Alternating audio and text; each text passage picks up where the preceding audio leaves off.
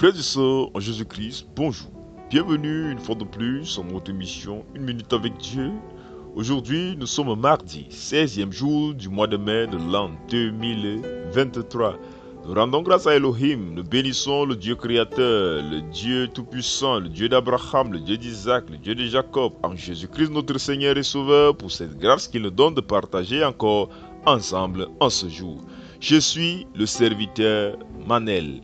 Et mon bien-aimé, hier nous avons partagé sur quelque chose de très important. Nous avons dit que le souhait, notre but pour cette émission est de faire du Seigneur Jésus-Christ dans notre vie ce que la Bible nous dit dans le livre de Luc, le chapitre 2, le verset 11, à savoir qu'il soit pour nous le Sauveur, qu'il soit pour nous le Christ et qu'il soit pour nous le Seigneur.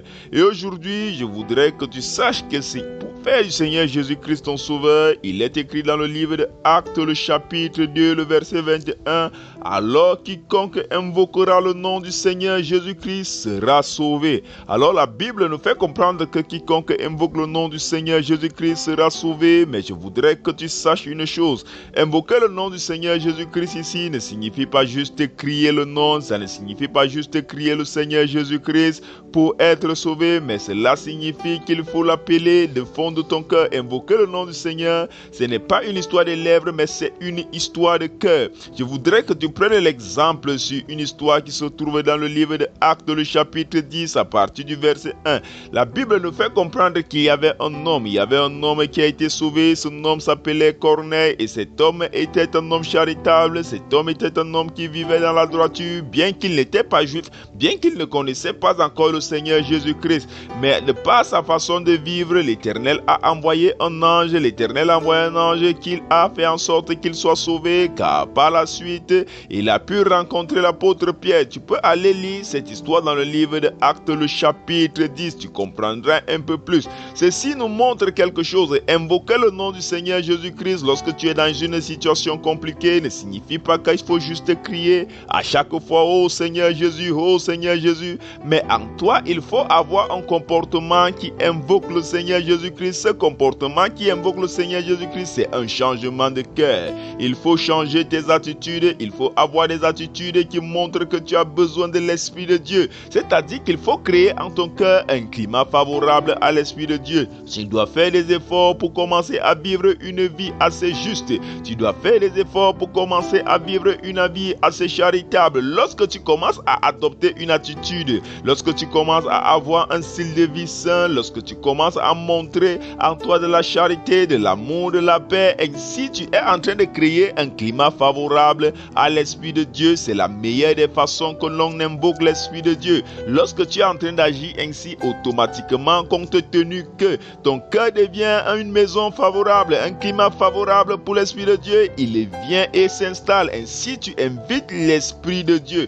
De cette manière, le jour où tu appelles le Seigneur Jésus-Christ avec foi, il vient et il te sauve. Mon bien-aimé, je voudrais donc que tu comprennes ceci. Dans ta situation, dans la situation dans laquelle tu te trouves, pour sortir de là, il ne suffit pas de faire des heures à crier Seigneur Jésus-Christ sauve-moi, à crier Seigneur Jésus-Christ retire-moi de là, mais il est question quand toi tu cherches d'abord à créer un climat favorable pour l'Esprit de Dieu, à devenant un homme qui vit l'amour, à devenant un homme qui vit la charité, à devenant un homme qui vit l'honnêteté. Tu dois changer, tu dois faire l'effort de retirer ce qui est mauvais en toi, et lorsque tu vas faire le premier pas, par la suite l'Esprit de Dieu viendra en toi et il t'aidera. Ça sera un peu plus facile. C'est de cette façon que tu peux invoquer le nom du Seigneur Jésus-Christ dans ta vie et tu seras certainement sauvé. Cette situation te quittera certainement. Comme d'habitude donc, mon bien-aimé, prends une position,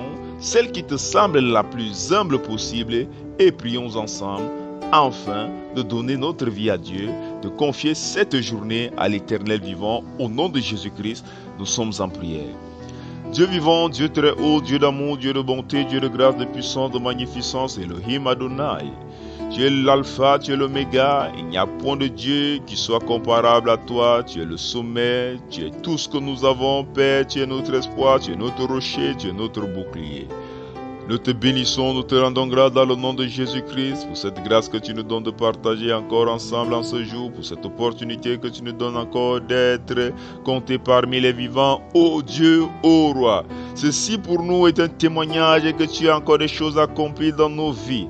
Ô Père, ô Maître, nous sommes comme des aveugles qui ne voyons pas, nous sommes comme des sourds qui n'entendons pas, mais Père éternel, si toi tu viens dans notre vie, nous verrons plus que ceux qui voient, nous entendrons plus que ceux qui entendent. Alors Père éternel, nous t'invitons en cette journée afin que tu viennes dans notre vie et que tu prennes total contrôle. Seigneur, donne-nous la capacité de vivre dans la paix, donne-nous la capacité de vivre dans l'amour, donne-nous la capacité de vivre dans la charité. Éternel vivant, éternel puissant, éternel magnifique, nous te rendons grâce, nous te bénissons, nous te magnifions pour tous tes bienfaits dans nos vies, pour tous tes bienfaits dans nos nations, nos familles. Ô Dieu d'amour, Dieu de bonté, Dieu de grâce, Dieu de puissance, toi qui es mort à la croix, ô Seigneur Jésus-Christ, afin que quiconque croit en toi ait la vie éternelle. Tu nous enseignes que voici les signes qui accompagneront tous ceux qui auront cru. Seigneur Dieu Tout-Puissant, nous croyons en toi, c'est en ton nom que nous croyons et nous savons que ta parole est vérité et c'est pourquoi nous nous tenons sur ta parole. Nous nous tenons sur ton sang qui a coulé à la croix et nous déclarons au nom de Jésus-Christ que tout piège de l'ennemi dans nos vies est nul et sans effet. Nous proclamons et nous déclarons que toute action de sorcellerie, tout ce qui a été prémédité dans le monde obscur contre nous est nul et sans effet dans le nom puissant et souverain du Seigneur Jésus-Christ. En cette journée, nous prophétisons la paix. En cette journée, nous prophétisons l'amour. En cette journée, nous prophétisons la joie dans le nom puissant et souverain du Seigneur Jésus-Christ. Éternel vivant, éternel glorieux, sois béni, sois magnifié pour ton amour que tu déverses encore dans nos vies en te rappelant, en te souvenant, ô Dieu, en ce jour de toutes ces personnes qui sont affligées, de tous ces malades qui crient à toi, de tous ces veufs, de toute cette église qui a besoin de ta parole afin de retrouver la vie, de toutes ces zones de guerre, de toutes ces personnes qui ont soif de la justice. Père éternel, nous te prions encore plus profondément pour toutes ces personnes qui ne te connaissent pas encore, afin que tu étendes ta main et que tu les sauves des ténèbres dans lesquelles ils se trouvent. Seigneur Dieu d'amour, Seigneur Dieu de bonté, sois béni, sois magnifié, sois élevé par Jésus-Christ. Au nom de Jésus-Christ, nous t'avons ainsi prié. Amen. Nous sommes arrivés à la deuxième partie de notre mission. Comme vous le savez, nous sommes en train de partager sur le livre d'Éphésiens, le chapitre 5. Et hier, nous avons commencé à partager sur le chapitre 5. Nous avons partagé ensemble sur le verset 3, 4 et 5. Je voudrais que nous continuions. Nous avons dit au verset 3 qu'il est écrit que l'impudicité, qu'aucune espèce d'impureté et que la cupidité ne soit même pas nommée parmi vous, ainsi qu'il convient à des saints. Le verset 4 dit qu'on n'entende ni paroles déshonnêtes, ni propos insensés, ni plaisanteries, choses qui sont contraires à la bienséance, qu'on entende plutôt des actions de grâce. Mon bien-aimé, il faut que tu saches que ce qui sort de ta bouche, lorsque tu es enfant de Dieu, le verset 4 nous demande de régler ce qui sort de notre bouche.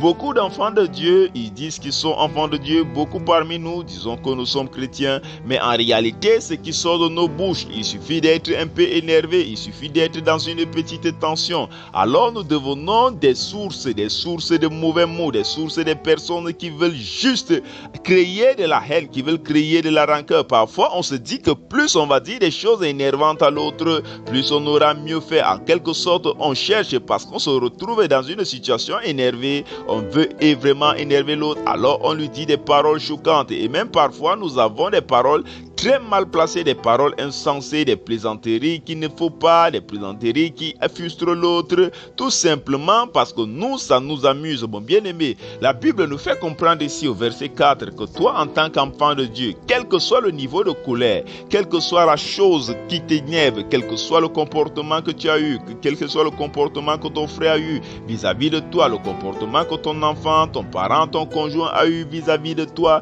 tu dois faire l'effort de régler tes paroles. Tes paroles ne doivent pas être déshonnêtes, tes paroles ne doivent pas être insensées, tu ne dois pas être quelqu'un qui plaisante en frustrant les autres. Mon bien-aimé, la Bible voudrait juste que toutes tes paroles soient des paroles d'action de grâce, qu'à chaque fois lorsque tu parles, que tu rendes grâce à Dieu. La Bible aimerait que tu aies les actions de grâce. Demain nous parlerons des actions de grâce. Que Dieu vous bénisse abondamment, soyez bénis, que la main de Dieu soit sur vous, nous vous aimons abondamment. Shalom. Également, mes bien-aimés, Nous bénissons, nous rendons grâce à Dieu pour toutes ces personnes qui prient pour nous, pour toutes ces personnes qui nous soutiennent, qui nous envoient des messages d'encouragement. Que Dieu vous bénisse. Si vous également, vous voulez nous contacter, vous voulez donner votre vie à Dieu, vous avez un témoignage, vous pouvez nous contacter au plus 237 6 96 44 12 73. Que Dieu vous bénisse. À demain, s'il plaît à Dieu. Shalom, shalom, shalom.